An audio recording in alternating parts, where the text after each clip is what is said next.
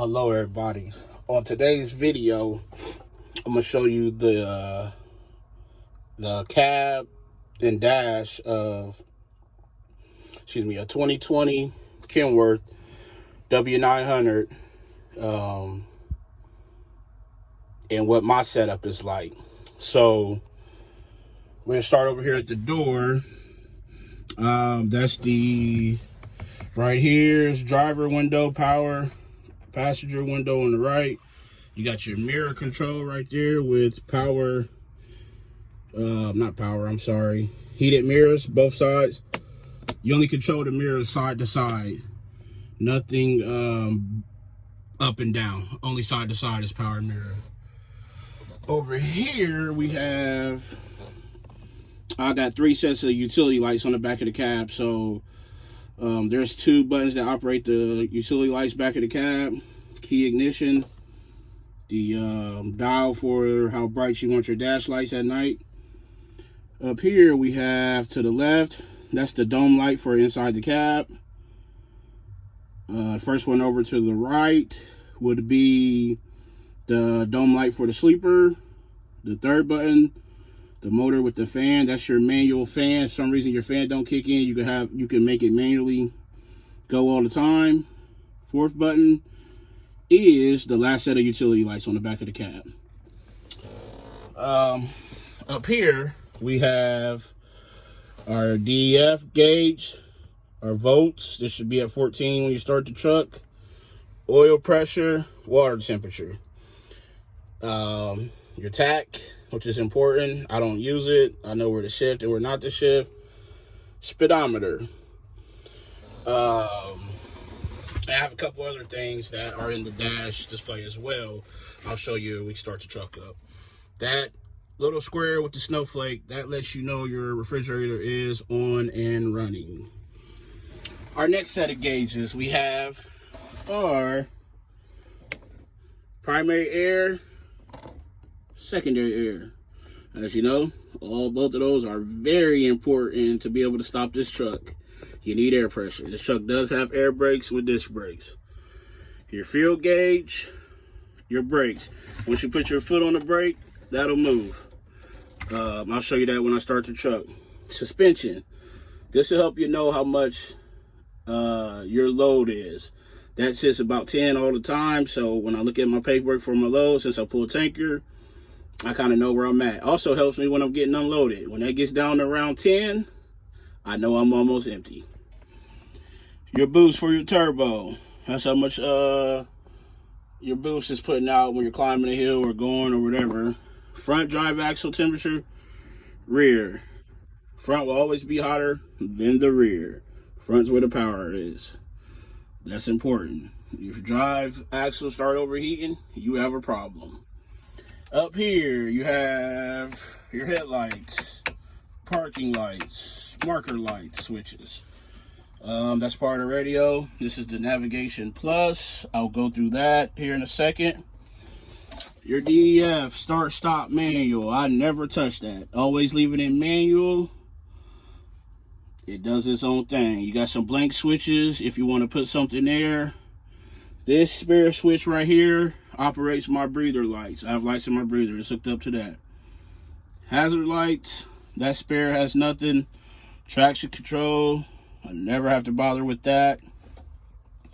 2 auxiliary switches. If you had like a PTO or beacon lights or something, you could wire it to those pop out with the dash. Just put them in. Do your thing. We have here 5th wheel slide. When you push it up, it unlocks it. You can slide your 5th wheel, push it back down. It engages the lock, slide it, let it lock. Get out manually, make sure it's locked. I have the dump valve for my suspension, but I also can raise my suspension. If there's a trailer drop too high or something, I can raise it, hook up to it. If I'm rolling through a scale, I can flip that real quick, going slow. It'll put the weight to the back of the tank, ride out. Lock your axle in. This truck don't have full lockers on it, so that means alternate wheels on each axle will be locked in. So if the front axle driver's side wheel is locked in, that means the passenger side rear axle will be locked in. If it was full lockers, they all would be locked in. This doesn't have full lockers. Oh, let's see. This right here is your dial to operate your settings in the display. Your blower is right here. Also, to make the air circulate. Your temperature, AC button, where you want the air to blow at, and also your sleeper air. Push that, the light will go on. You'll be able to operate your blower and the sleeper. Trailer brake, tractor brake. You got 2 cup holders down here. Your dashboard. That's pretty much it for the cab. If you are claustrophobic, this is not the cab for you. I can reach over and get this door from the driver's seat. These Kenworth cabs are not very big. But luckily, I'm always by myself. So, I don't have that problem. This truck does have an 18 speed right there. 565 Cummins, 18 speed.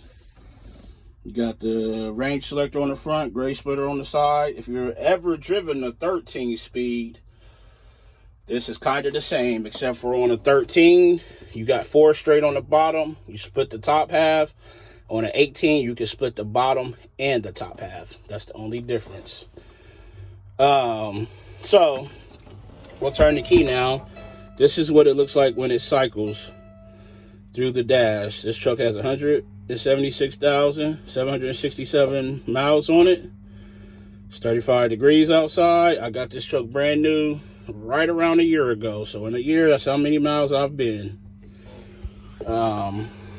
Make sure the volume's down on my radio. Then we'll start her up. It's already cycled through, so I just want to make sure this, like you did the one time, and this radio don't go off. And he makes those great throws down the sideline. I just listened to the football game, so all right, that's down. So always make sure the truck's in neutral before you start it. You don't need the clutch to start this. We start it. Now our gauges will go active. DES full. Our temperature is about 170. Our volts will go up to 14. It's almost there. It's there. RPMs, dash. Our air pressure, primary and secondary. Remember I told you the brake application. When you put your foot on the brake, that will move. Show you how much pounds you're putting back there.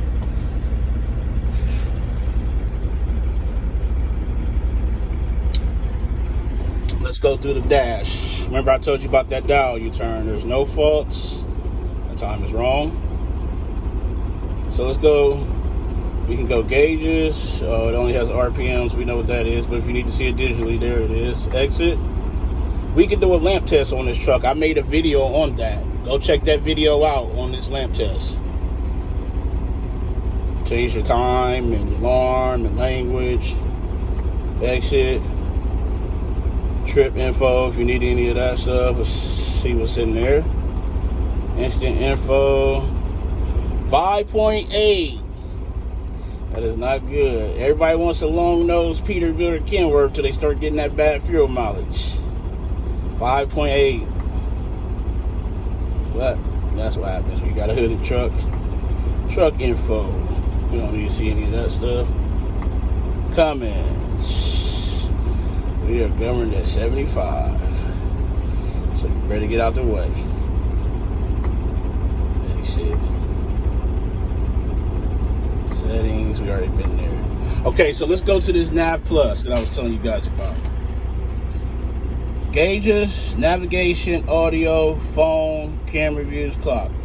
If we push gauges, we also got some digital gauges up here as well. Oil temp, DPF status, miles per gallon, the transmission temp, boost, torque. Some of those are already on the dash and some aren't. That's pretty much it.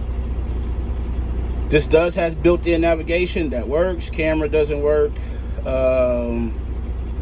You got your messaging, calculator, roadside assistance, Firefox settings, device update, gallery, sound recorder, calendar. You can go to your navigation, hit that. It'll bring up the screen. Accept. there you go. It works pretty good too. I've used it a few times. Most of our customers are the same, where I don't have to use it. Go to your audio. You can connect your phone to this if you want to talk on the phone. Here, I was listening to the football game, my satellite radio. You go to FM, AM, weather, media. It's a host of things you can do. Then you got USB, CD, auxiliary, Bluetooth. Go back to radio. So this is pretty much the cab of Kenworth 2020 W900. I got my radio there and stuff like that. So my radio was too big for the tray, so I had to take the tray out and put my radio up there. But this is it. This is today's video. So we'll show you guys the sleeper next. There's not much back there, and that's about it. So stay along for the ride. We got plenty of videos coming, and I appreciate each and every last one of you. Looking forward to growing together. This is Trucking with Sir Mel, and I'll catch you next time.